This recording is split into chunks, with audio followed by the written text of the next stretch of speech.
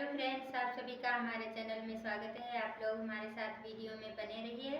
और मैं अभी एक छोटी सी कहानी सुनाऊंगी। इस कहानी का नाम है लालची चूड़ी वाली। किसी गांव में नीतू और निशा नाम की दो बहनें रहती थी।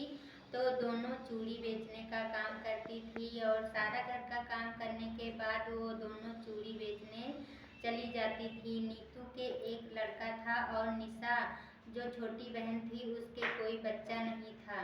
और दोनों आराम से चूड़ी बेचती रहती थी और दोनों के पति बाहर काम करने के लिए चले जाते थे। वो जब 2-4 महीने के बाद घर वापस आते थे। इसी तरह से उनके दोनों के पति बाहर काम करने गए थे और इधर दोनों बहनें चूड़ी बेचकर अपने घर का सारा खर्चा चलाया करती थी। और जब कुछ दिनों के बाद दोनों के पति वापस घर आए तो नीतू का पति जैसे ही नीतू घर में घुसा तो उनका बच्चा दौड़ते हुए अपने पिता से पूछने लगा, पापा मेरे लिए आज क्या लाए हो? तो नीतू के पति कहने लगे, बेटा मैंने आज तुम्हारे लिए बहुत सारे खिलौने लाए हैं। और जैसे ही नीतू ने देखा अपने पति को तो भला बुरा सुनाने लगी, कहने लगी, हाँ हाँ, इसको तो बिगाड़ कर रख दोगे तुम। इसके लिए खिलौने की ज़रूरत है ना? ये दिन भर खेलता रहता है, तुम तो बाहर चले जाते हो, इसको संभालना तो नहीं पड़ता है तुमको।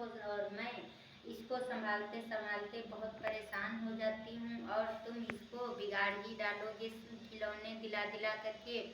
और तुरंत अपने पति पे चिल्लाने लगी और कहने लगी कि तुमको क्या है, मैं पता नहीं कैसे घर का खर्चा चलाती हूँ और वैसे भी चूड़ियाँ नहीं बिकती हैं। और जो निशा है उसकी तो देखो कितना खुश रहती है वो, और उसकी सारी चूड़ियाँ भी बिक जाती हैं, उसकी अच्छी कमाई होती है और मेरी चूड़ी अच्छे से नहीं बिकती हैं। यह सब भला बुरा सुनकर उसका पति बहुत दुखी हुआ और कहने लगा कि वो देखो खुश रहती है इसीलिए उसका सारा सामान बिक जाता है, तुम तो बस आते ही मुझ पे चिल्लाने लगी। और जैसे ही निशा का पति घर आया तो निशा ने कहा, जी आ गए और कैसे हो, हाल चाल पूछा। फिर उसने कहा, तुम्हारे लिए मैं एक गिलास पानी लाती हूँ, बैठो तुम।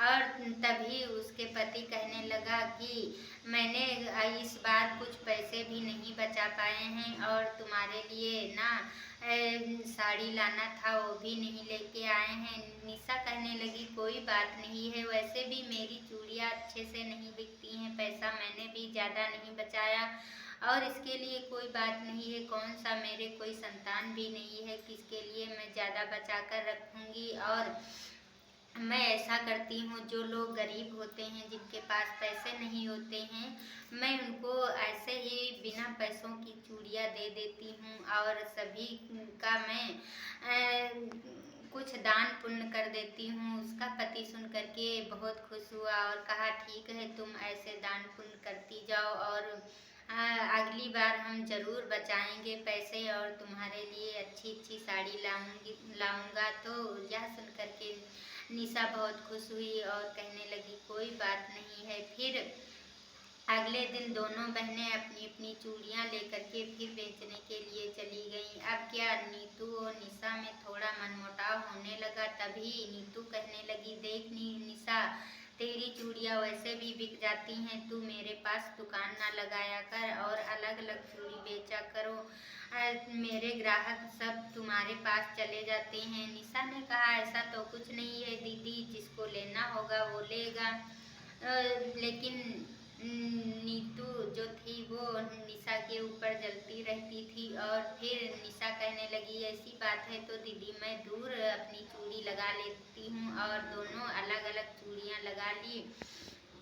फिर क्या, निशा की चूड़ी आज भी बिक गई और नीतू की नहीं बिकी। यह देख करके उसको बहुत जलन हो रही थी। अब क्या, अगले दिन भी दोनों चूड़ी अलग अलग लगाई और फिर एक छोटा सा लड़का नीतू के पास गया और उससे कहने लगा कि मेरी माँ के लिए चूड़ी दे दो और मेरी माँ को हरी चूड़ियाँ पसंद हैं। नीतू ने कहा, ये चूड़ी जानते हो 30 रुपए की हैं पूरी और तुम्हारे पास 30 रुपए हैं क्या? लड़के ने कहा, नहीं आंटी, मेरे पास 20 रुपए हैं, मेरी माँ के लिए 20 ही रुपए की चूड़ी दे दो। तो नीतू ने कहा चल जा यहाँ से हट, और ये तो मेरे को और कंगाल बना देगा, और फिर उसको वहाँ से भगा दिया। उस लड़के ने क्या किया, फिर वापस आकर के निशा के पास गया तो निशा से सारी बात बताई। निशा ने उसे बिना पैसों के ही चूड़ी दे दी और कहने लगी जाओ अपनी माँ को ये चूड़ियाँ दे देना। जैसे ही वो लड़का अपनी माँ के पास चूड़ी लेके गया, अगले दिन फिर जब दोनों ने चूड़ियाँ बेचने और उसकी सारी निशा की चूड़ियाँ बिक गईं। अब नीतू को और भी जलन होने लगी। अगले दिन जब दोनों फिर बेचने चूड़ियाँ गई, दोनों अलग अलग सामान लगाए और फिर वो लड़का आया और एक छोटी सी पोटली में कुछ निशा को दिया और कहने लगा कि ये मेरी माँ ने तुम्हारे लिए भेजा है, और जो तुमने मुफ्त में चूड़ियाँ दी थी उसके लिए, और इसको रख लो। निशा ने जैसे ही उस पोटली को खोला, उसमें से एक चमकता सोने का कंगन और बहुत सुंदर था। जैसे ही निशा और वो लड़का फिर गायब हो गया, और निशा जैसे ही उस कंगन को अपनी चूड़ी की टोकरी में रखा, वैसे ही सारी चूड़ियाँ सोने की हो गईं।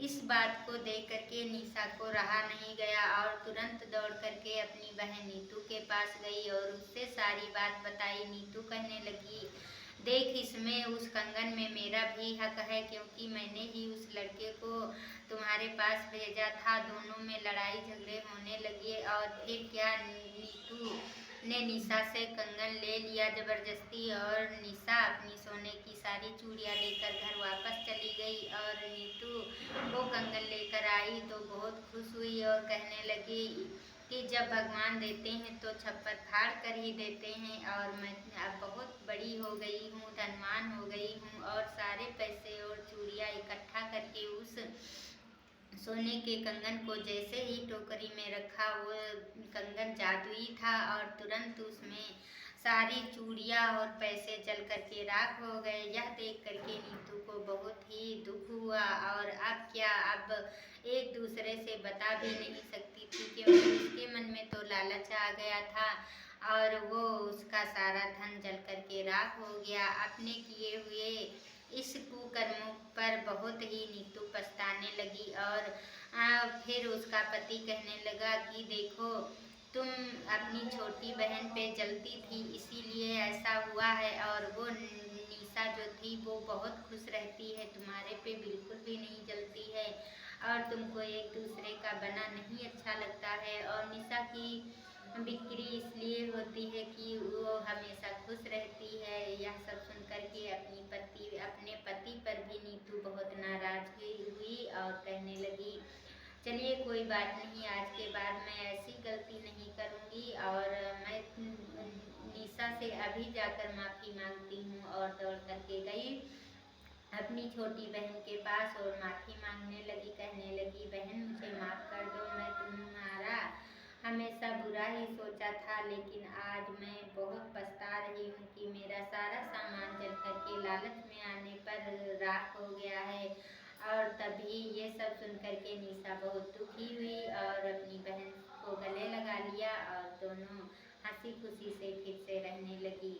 तो आप लोग इस कहानी को सुनिएगा। अगर कहानी अच्छी लगे तो लाइक करना, कमेंट करके बताना ये कहानी कैसी लगती है, और मेरे चैनल को सब्सक्राइब जरूर कर लेना। अगली कहानी में आप लोगों का स्वागत रहेगा। तब तक के लिए बाय बाय।